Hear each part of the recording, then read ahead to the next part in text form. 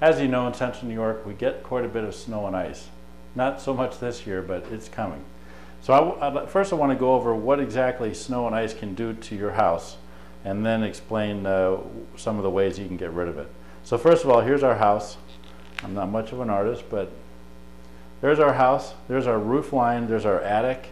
There's really two types of attics that we have in our properties. One where this is living space, that would be a Cape Cod or something along those lines, or bungalow. Where this is living space and pretty well heated.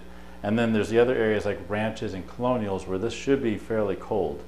Now, in a perfect world, we want this to be cold. So if perfect, we want this to be cold, and we want this, obviously we're living here, so this is warm. Now the problems that we get, because we get so much snow, is let's put our layer of snow on here. The problem is right at the edge here, is that you notice that this is warm, so you're going to get a little bit of melting here. Melting is going to kind of slowly run down here, but when it gets to this point, it's no longer being warmed up by the property. And also, if you have a dryer vent, something like this, hot air rises. If you have a window, especially in a kitchen area where you have quite a bit more heat, you're going to get more melting in this area right here. The problem is that once it gets out here on the eaves, it is no longer going to be melted, and we're going to start getting some ice build up here. And it's usually going to end up looking something like this. And then the problem was that it starts forming like a dam here, so it's going to want to start marching up this direction. Not a big deal until it gets to this area here, where generally ice and water barriers end.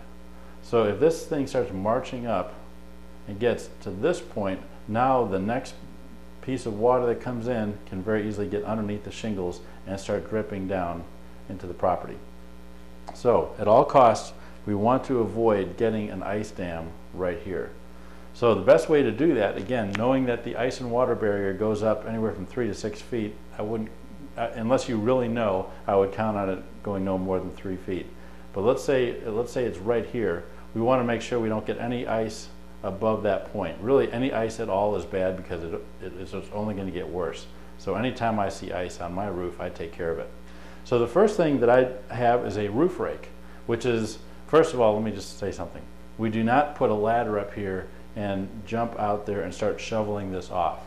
You can do that if you live up near Pulaski or something like that, but we don't do that on any of our properties. That's very dangerous. So you never ever climb up on the roof. Let the professionals do that. What we do have is a long roof rake, which is an extension, and then it has a little bit of a, kind of like a hoe almost.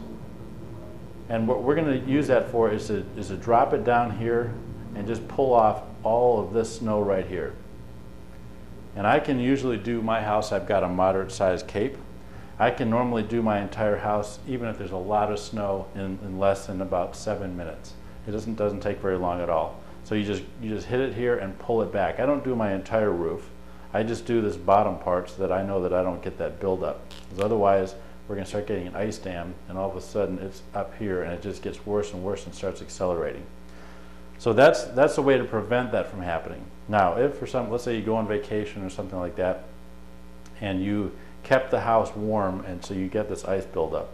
First off, if you go on vacation, it's good to turn everything down, not off, but down to maybe 50 degrees inside, so that this whole area isn't getting too warm, and this could happen while you're gone. But let's say you come back and you do have some ice there.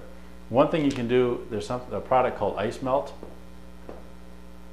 and these are not rock salt, but sort of like that. There's some tabs that you can throw up there. And now I'm gonna take this off, and I want to show you what it would look like if you were looking straight at the roof. And what you really can't have are those ice dams that don't allow the next bit of water to come down. So if you're looking at your roof edge this way, the roof goes up that way, and here's, let's say, a window, and you've got your ice that's sitting just like that, and it's keeping the water droplets coming down like this. It's not allowing them to come out. So if you start using something like ice melt, what you want to do is you're probably not going to get all of this ice taken care of, but you want to go every 4 or 5 feet and put a piece, right here right here, and that will melt all the way down to the shingles, and it'll allow the water to come out and drip once it starts warming up a little bit. So it'll be dripping out here, dripping out here. What I personally do is I have calcium chloride, and you can get this at Home Depot or any place like that. I put it inside of a like a nylon knee sock, which I get 10 of them for $4 or something like that at Kmart, and I make a sausage that's about that long, and then I put a string on it, and so I can stand down here, so my head, even at my height, sits around here somewhere, and I can kind of lob these things up here, boink, and then I've got this little sausage that sits right here, and it's got a string hanging off of it, and later on I can pull it down and reuse it. So I can probably do a video later at some point showing you how to do that. If you have any questions, give us a call. But the main thing you should be taking away from this is, one, it is your responsibility to take care of the snow and the ice.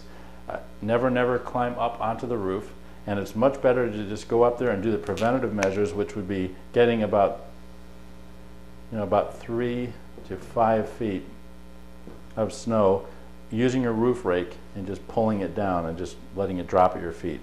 It doesn't take very long. The kids will probably think it's kind of fun to watch, so go ahead and take care of that. If you do get some ice up there, use roof melt, which is almost like little hockey pucks of calcium chloride. Never ever use rock salt. That will damage the shingles, so don't do that. But then if you have to, we can also make those sausages inside of the knee-high hose. So if you have any questions, give us a call.